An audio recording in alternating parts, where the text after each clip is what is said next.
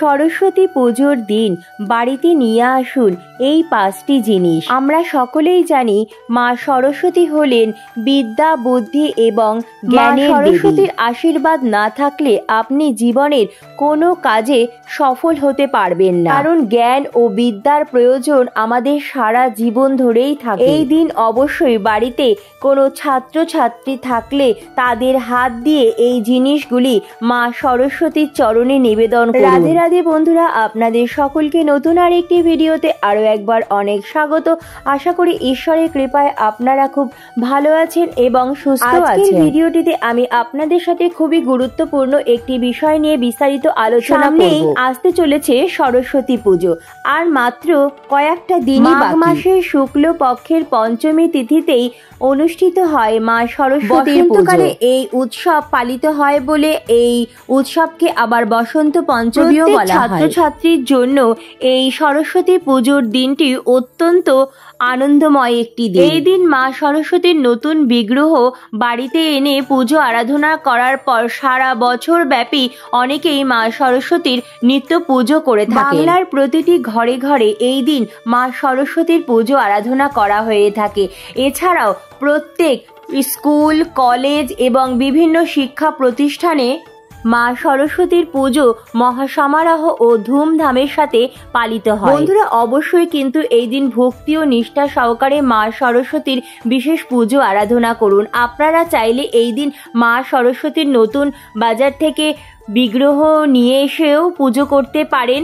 এছাড়াও আপনারা যদি বাড়িতে নিত্য মা সরস্বতীর কোনো পাথরের বিগ্রহ বা পিতলের কোনো বিগ্রহ বা মা সরস্বতীর আলেখ্যতে পুজো করে থাকেন, তো তাতেও মা সরস্বতীর এই দিন বিশেষ পুজো আরাধনা অবশ্যই করুন। এই দিন মা সরস্বতীর পুজো আরাধনার পাশাপাশি অবশ্যই এই 5টি জিনিস মাকে নিবেদন করুন। পুজোর দিন অবশ্যই এই 5টি জিনিস আপনার বাড়ির শিক্ষার্থীর হাত দিয়েই মায়ের চরণে নিবেদন করার চেষ্টা করুন। ফলে সেই শিক্ষার্থী তার শিক্ষা জগতে সর্বদিক থেকে খুব ভালোভাবে সাফল্য অর্জন করতে পারবে এবং মা সরস্বতীর আশীর্বাদে জীবনে চলার পথে সব দিক থেকে খুব ভালোভাবে এগিয়ে যেতে পারবে। ভিডিওটি সম্পূর্ণ দেখার অনুরোধ রইল। সম্পূর্ণ ভিডিওটি দেখার পর কেমন লাগলো অবশ্যই কমেন্ট করে জানাবেন এবং কমেন্টে জয় মা সরস্বতী জয় লিখতে একদম ভুলবেন না।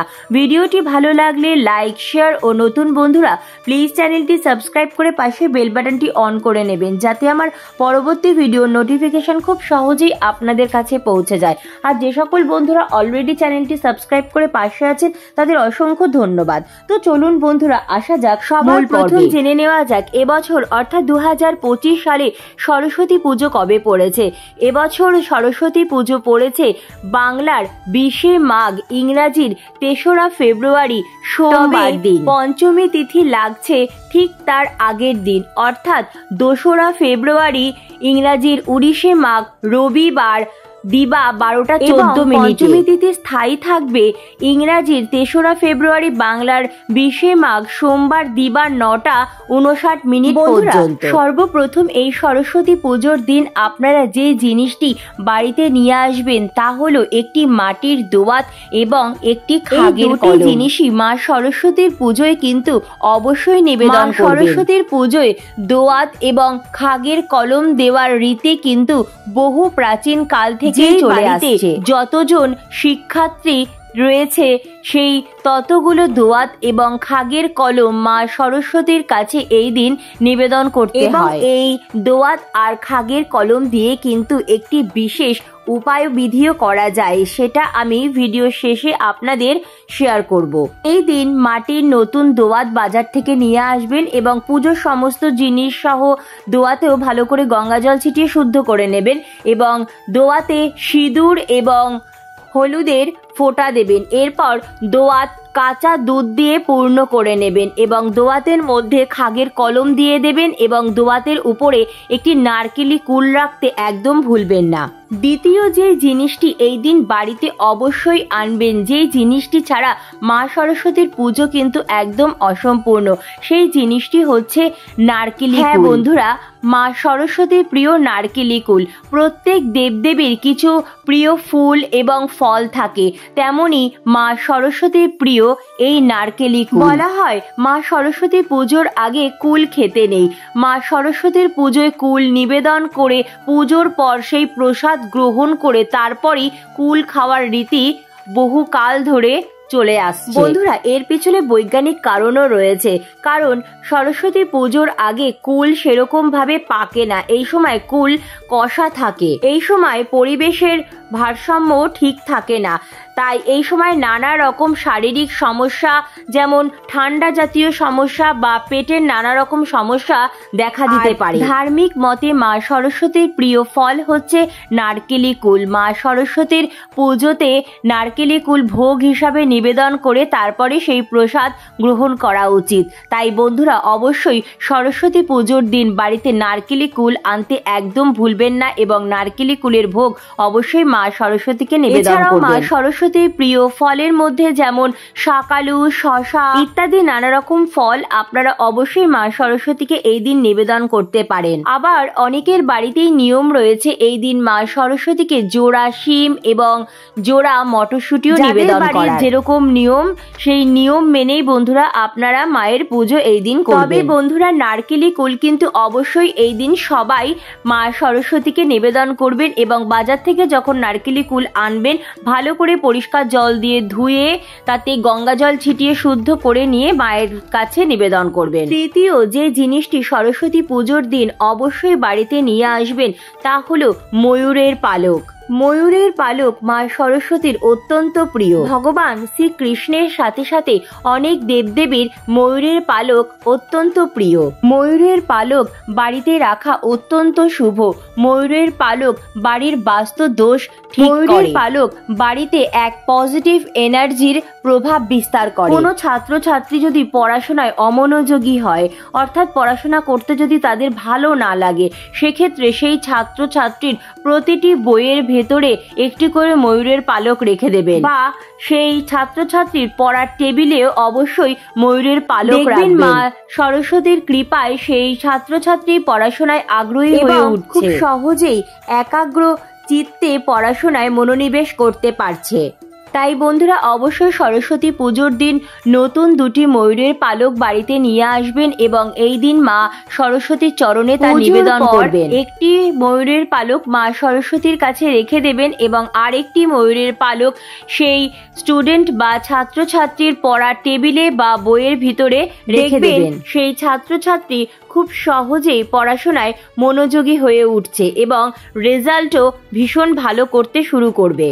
অর্থাৎ শিক্ষাগত দিকে বা সঙ্গীত অথবা যে কোনো শিল্প কর্মের সাথে যুক্ত ছাত্রছাত্রী সর্বদিক থেকে খুব ভালোভাবে সাফল্য অর্জন করতে পারবে। চতুর্থ যে জিনিসটা সরস্বতী পুজোর দিন আপনারা বাড়িতে অবশ্যই নিয়ে আসবেন তা হচ্ছে পলাশ ফুল। আমি আগেই তো বললাম, সমস্ত দেবদেবীর কোনো না কোনো ফুল বা ফল অত্যন্ত প্রিয় হয়ে থাকে। সেই ফুল ফল ছাড়া সেই দেবদেবীর পুজো অসম্পূর্ণ। তেমনি মা সরস্বতীর কুল যেমন প্রিয় ফল, তেমনি মা সরস্বতীর প্রিয় ফুল হচ্ছে পলাশ ফুল। কিন্তু পলাশ ফুল খুব ভালোভাবেই ফোটে, খুব ভালোভাবেই আমরা পলাশ ফুল দেখতে পাই। এই সময় প্রচুর পরিমাণে ফোটে, কিন্তু সরস্বতী পুজোর আগে কিন্তু পলাশ ফুল পাওয়া অত্যন্ত কঠিন হয়ে যায়, কারণ মা সরস্বতীর খুব প্রিয় ফুল এই পলাশ ফুল। তাই সবাই এই সময় পলাশ ফুল জোগাড় করতে ব্যস্ত হয়ে যায়। কিন্তু সরস্বতী পুজোর আগে পলাশ ফুল খুব একটা বেশি পাওয়া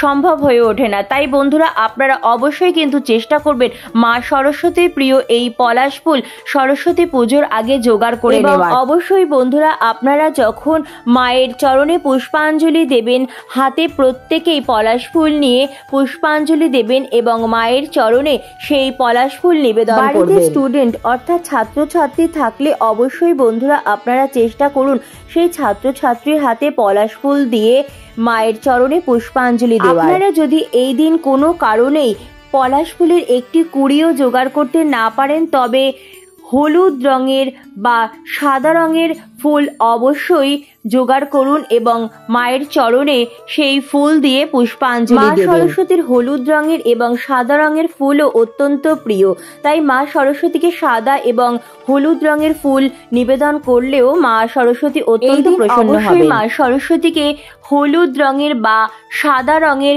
ফুলের মালা দিয়ে সুন্দর করে সাজাবেন এবং আপনার ঘরবাড়িও হলুদ রঙের বা সাদা রঙের ফুল দিয়ে সাজাতে পারেন। সরস্বতী পুজোর বাজার করবেন তো তখন অবশ্যই হলুদ রঙের বা সাদা রঙের ফুল, পলাশ ফুল অবশ্যই নিয়ে আসবেন এবং হলুদ রঙের বা সাদা রঙের ফুলের মালা মা সরস্বতীর জন্য নিয়ে আসবেন। তার সাথে সাথে আম্রপল্লব, বিল্লপত্র, দূর্বা, আম্রপল্লব দিয়ে তো পুজোর দিন ঘর স্থাপন করা হয়। এছাড়াও আম্রপল্লব দিয়ে বাড়ির সদর দরজার সামনে তোরণ সাজানো হয়। কিন্তু মা সরস্বতীর পুজোয় কিন্তু আমের মুকুল অবশ্যই প্রয়োজন। বন্ধুরা অবশ্যই মা সরস্বতীর পুজোতে আমের মুকুল জোগাড় করার চেষ্টা করবেন এবং মা সরস্বতীকে পুজোর দিন আমের মুকুল নিবেদন করবেন। বাড়িতে ছাত্রছাত্রী থাকলে অবশ্যই তাদের হাত দিয়ে মায়ের চরণে আমের মুকুল নিবেদন করার চেষ্টা করুন। আমের মুকুল আপনারা আপনাদের বাড়ির চারপাশ থেকে জোগাড় করতে পারেন। এছাড়াও আপনারা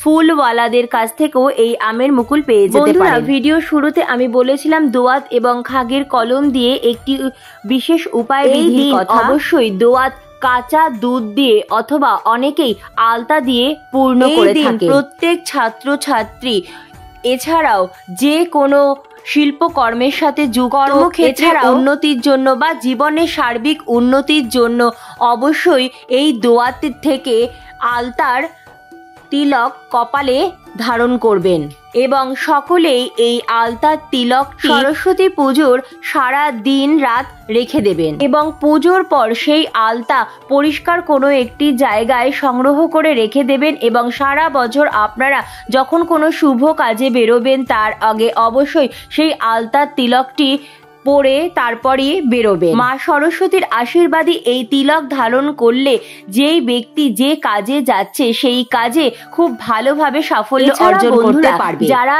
এই মাটির দোয়াতে কাঁচা দুধ দিয়ে পূর্ণ করে তাতে খাগের কলম দেবে, তারা মা সরস্বতীর চরণের সামনে থেকে সেই মা সরস্বতীর আশীর্বাদী দোয়াতটি সংগ্রহ করবে এবং প্রত্যেক ছাত্রছাত্রী কাঁচা দুধে পূর্ণ সেই খাগের কলম দিয়ে তার বইয়ের প্রথম পাতায় লিখবে জয় মা সরস্বতী জয়, জয় মা সরস্বতী জয়, জয় মা সরস্বতী জয়।